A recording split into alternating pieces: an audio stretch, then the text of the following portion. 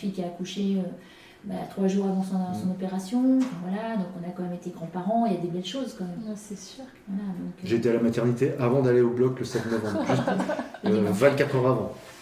Elle est née juste avant que j'aille me faire opérer. Ok. Donc c'est super quoi. Ouais. Ouais. Et c'est ces choses-là aussi qui Mais donnent de la force. Voilà. Ah, C'est une belle histoire, je veux dire, dans l'histoire du cancer, ce qui m'est arrivé moi, c'est une belle histoire. Voilà. Si, c'est une belle histoire. J'ai 54 ans, je suis marié, un enfant, et je travaille dans la fonction territoriale. J'ai fait un premier test Immoculte, donc, que j'ai reçu par voie postale, dont j'avais fait la demande auparavant. Donc je l'avais fait à l'âge de 50 ans. À 50 ans, il s'est avéré que tout était normal, donc c'était négatif. Et là j'en ai refait un autre donc, en août 2023, début août 2023, qui s'est avéré positif. Donc j'ai contacté mon médecin par la suite, qui m'a prescrit une colonoscopie. Colonoscopie que j'ai réalisée, et là, le diagnostic est tombé donc le 20 août 2023, et donc un cancer colorectal. Okay. Donc une tumeur au bas rectum de 2,5 cm au premier scanner, qui a eu lieu au mois de septembre, couplé avec une IRM aussi. Et ils ont donc décelé effectivement un carcinome donc de 2,5 cm au niveau du bas rectum.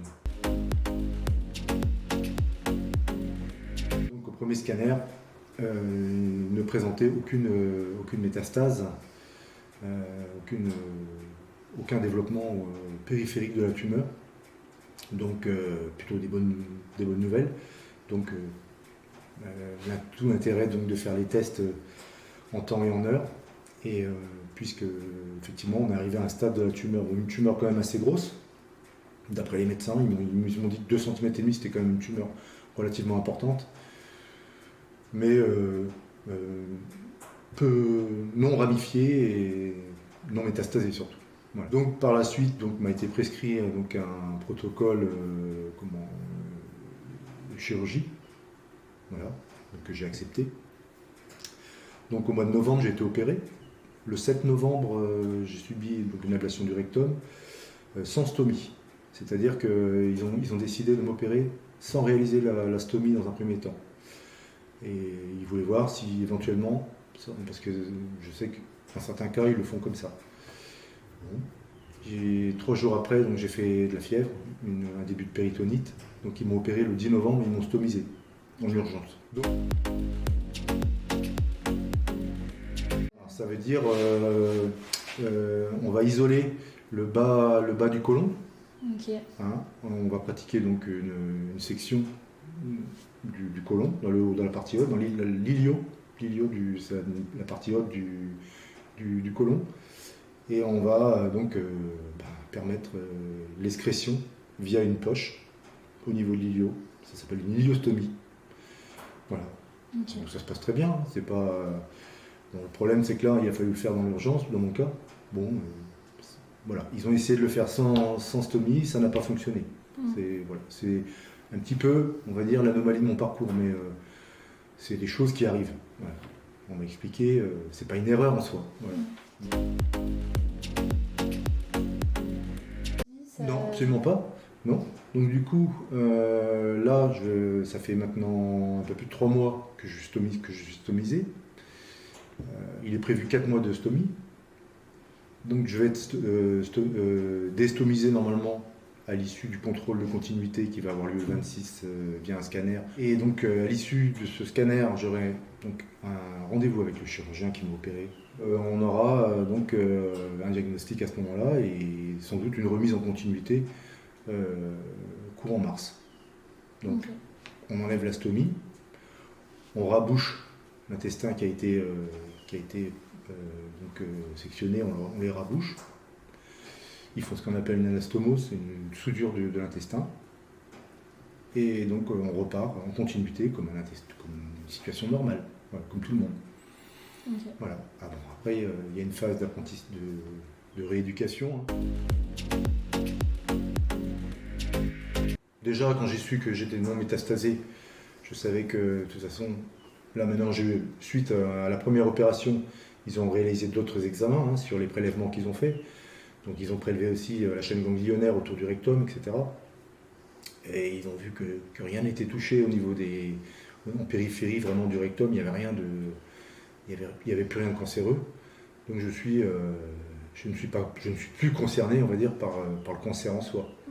Au moins au niveau du rectum, ça c'est sûr. Ça c'est sûr. Voilà. Donc il n'y aura pas de chimiothérapie, il n'y aura pas de radiothérapie, ça c'est très important. Donc ça, encore une fois, le dépistage précoce m'a évité tout ce parcours-là.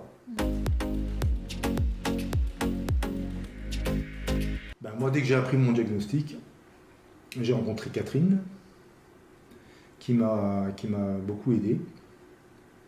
Parce que quand on vous apprend ça, psychologiquement, c'est compliqué. Ça tombe sur la tête. Ah ben. Donc, ce que j'ai fait, j'ai été voir Catherine à Quimperlé, je l'ai appelée d'abord, et elle m'a conseillé déjà. Elle m'a aiguillé aux gens que je pouvais rencontrer, des spécialistes, des psychologues aussi. Chose que je n'ai pas fait, je n'en ai pas eu besoin. J'en ai pas eu besoin, puisque assez vite, le diagnostic dont je vous ai parlé préalablement est tombé, donc j'étais quand même assez rassuré. Donc psychologiquement, j'ai repris pied assez vite. Mais quand vous venez de l'apprendre, vous avez besoin quand même de... La ligue est importante à ce niveau-là. Parce que vous avez il n'y a pas beaucoup d'informations autrement. Quand vous apprenez ça, on vous lâche comme ça. Le soir de la colonoscopie, moi je me rappelle, on m'a dit « Monsieur, vous avez un cancer, c'est très grave ». Voilà ce qu'on m'a dit. Je ne sais pas si vous imaginez, mais... Bon. Et après, vous cherchez forcément quelque chose, des branches où vous raccrochez. La branche que j'ai trouvée, c'était la ligue. Je savais, je connaissais, J'avais déjà entendu parler, puisque auparavant j'étais sapeur-pompier, et donc j'ai souvent conseillé les gens d'aller vers là, pour ceux qui étaient souffrants ou psychologiquement touchés par ce genre de nouvelles, dans leur famille même, parce qu'il n'y a pas que le malade en soi, il y a aussi tout l'entourage du malade aussi qui a besoin aussi d'être dirigé vers des personnes capables de les conseiller et de les aider, quoi. Et la Ligue joue pleinement son rôle par rapport à tout ça. Voilà. J'ai pas fait appel pour l'instant. Peut-être qu'après, je vais quand je serai remis en continuité, il y a tout un tas de choses. Il y a de la gym, il y a de la remise en forme, il y a des kinés, voilà. On peut avoir... pour ma part, c'est plus vers là que je vais me tourner pour retrouver ma vitalité. Et voilà. Surtout pas. Il faut surtout pas faire ça. Il faut se faire dépister en étant totalement asymptomatique. C'est là qu'on a le plus de chances d'être dans ma situation. Mais encore mieux, on peut être dans ma situation. Voilà, c'est peut-être pas la meilleure, mais on peut même éviter la chirurgie. Si on est dépisté, ce sera juste un polype, ce sera juste 3-4 polypes à enlever. Le jour même de la colono, c'est terminé. Vous ressortez de là, vous êtes frais comme un gardon, il n'y aura pas d'histoire après. Voilà.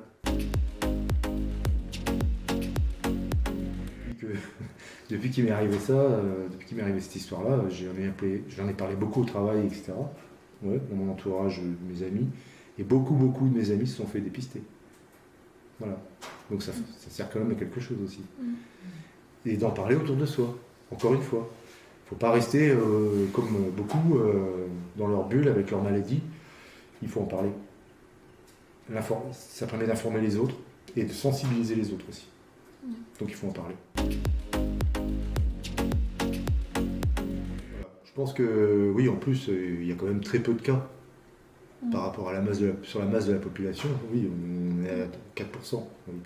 Donc de tests positifs. Donc franchement, il faut quand même y aller, quoi. Il faut le faire. Et puis après, si on est dans les 4%, on fait le nécessaire pour se soigner. Puis de toute façon, on a été pris à temps.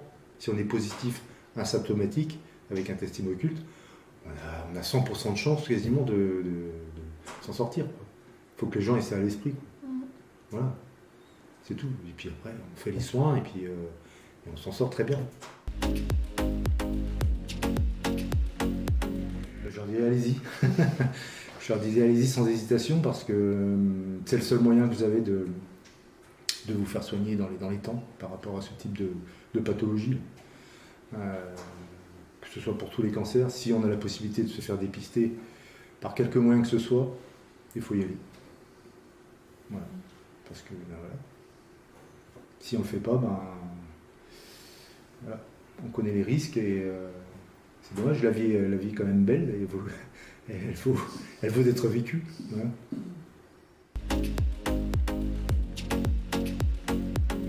C'était oui, ne pas hésiter à se faire dépister, ça c'est une première chose.